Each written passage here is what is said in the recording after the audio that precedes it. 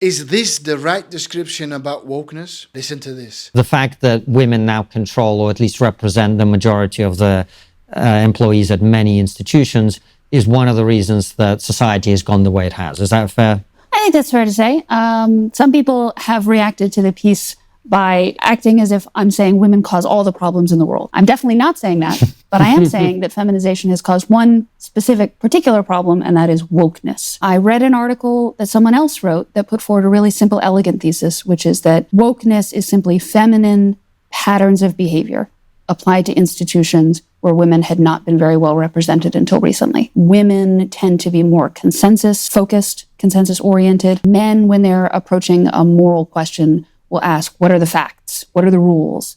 Whereas women will say, what are the relationships at play here? How can we make everybody happy? How can we reach an outcome that will satisfy all the parties?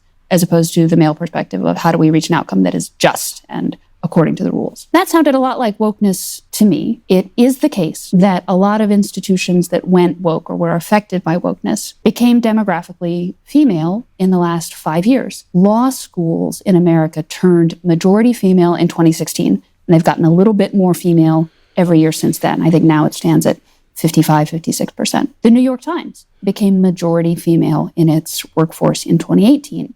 Which is maybe why it was so susceptible to the fads of wokeness and the internal policing and the Slack revolts that took place internally over there. Medical schools are now majority female. The white-collar workforce overall, employees in the United States with college degrees, a majority of them are women. And managers, management positions in the U.S. workforce, 46% female, so almost majority female. So the fact that all of these institutions tipped over to being majority female around the same time that wokeness emerged seemed to me that couldn't possibly be a coincidence. So Helen Andrews is quoting another person that she's not naming and says that wokeness is the feminine patterns of behavior that is applied onto the business world and to other areas. And so we see that the culture is changing, that open conflict is not allowed, is not accepted. So that's why we're here and we see all the hate speech laws and the things that words are violence because they cause conflict according to the feminine view. And so they must silence others